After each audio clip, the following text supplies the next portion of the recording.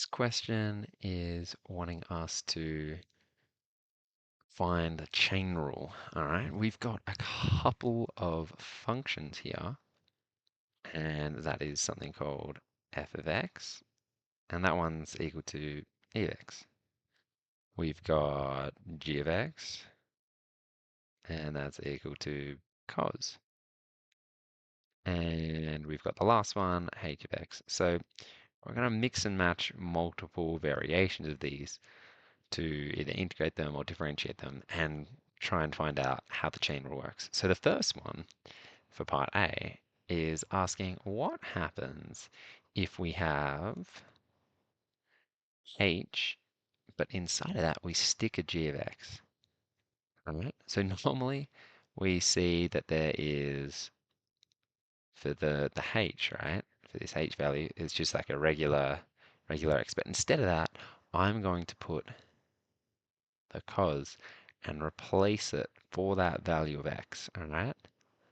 And so what we end up getting is something a little different, and that becomes minus, now it's just that cos x business. So we are wanting to find just that value, like what is that equal to? And it is minus cos of x, just like that, just substituting it in. Okay, so the second part is wanting us to find the, um, I guess, differential.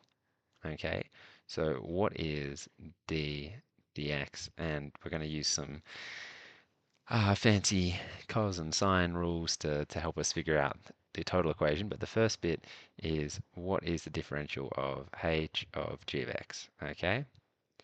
And what we can see is that we're trying to differentiate, find the gradient of this minus, this minus cos, which is from the beginning here. Okay, so when we differentiate this, all right, sine and cos always swap between each other. So straight away, it is equal to sine, and then the guts of it inside the brackets stay the same. Okay, but when you differentiate, right, you always have to remember one of them becomes a negative. Okay, if you differentiate cos, you go down and it becomes a sine, it sins, it's bad, it gets a negative sign.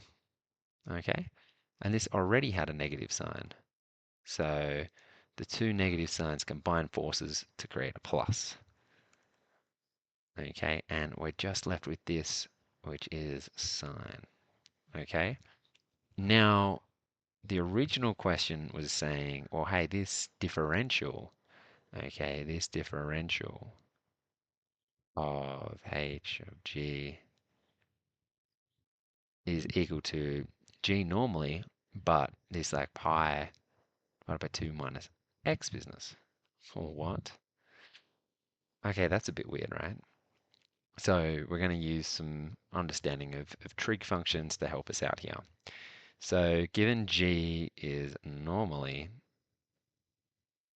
equal to cos, what we're going to do is we're going to stick all this other nonsense in there, that pi divided by 2 minus x, which is saying cos pi 2 minus pi x. Okay? And we know that there is an identity, so you should have this on your formula sheet. It'll make your life infinitely easier. But there's an identity to say that is equal to sine of x. Okay, so you can just say that identity, but what we can see when we plot these, and I'll have cos at the beginning, so that starts for 1 and then kind of does this. All right, and then sine is offset by 90 degrees. It starts over here and kind of does the opposite. Okay, a little bit out of scale here, but hopefully you can see it's slightly the opposite. So if we shift one of them by 90 degrees, they become equal to each other. And in this case as well, if you imagine uh, flipping it so that this is the start and this is the end, they become equal to each other. But the easiest way is to use the trig identity. And so what you can then say to give you all the marks is say trig identity, write down the trig identity like this. So uh, trig ID, and you can say that cos pi 2 minus theta is equal to sine. And then you can write some fancy math to say, therefore, uh, uh, this value here, cos ion 2 minus x is equal to sine of x. And then just write out the whole thing to say d dx h g, right? All of that business is equal to sine x, which is equal to, and then we can just go across and write the rest of it, which is g of pi on 2 minus by x. Cool. That's that component done. Let's keep going and let's complete part C, which is just find what is y is equal to f of h of x. Okay.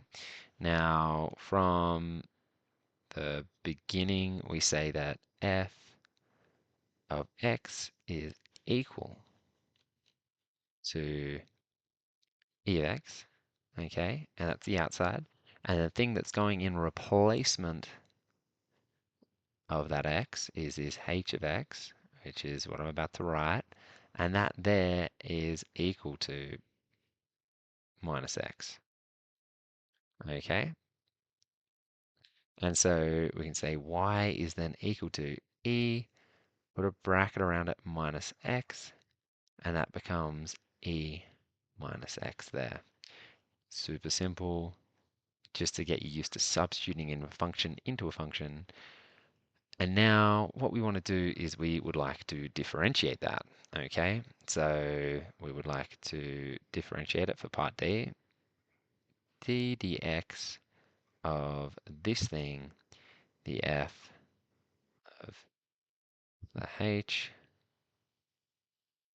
is equal to, and we just have to differentiate this value. Now, we use the chain rule, okay? The chain rule says that if we have a function within a function, we just need to multiply the derivative of the inside bit. So h of x, the derivative of just minus x would be just minus 1, right? Okay, and you might have seen this rule are written out like this.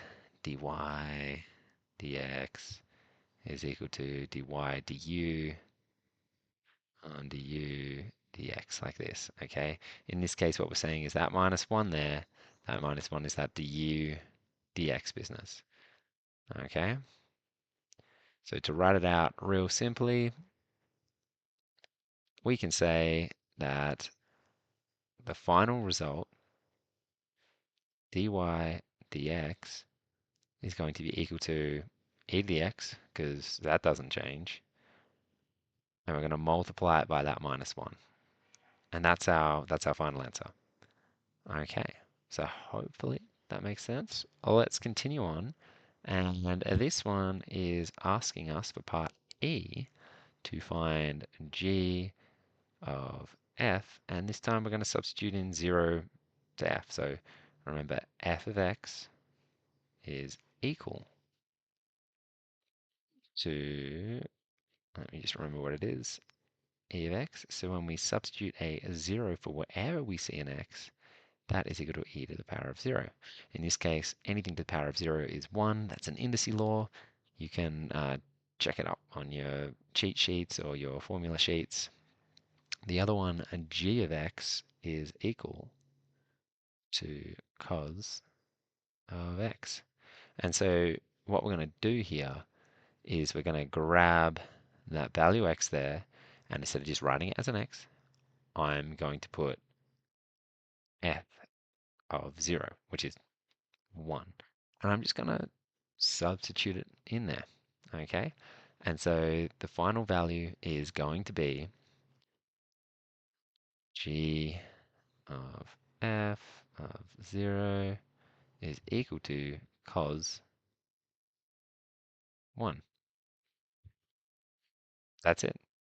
Done. Hope that makes sense. If you have any questions, I'd love to hear from you, love to help out. You can go to the original question on my website.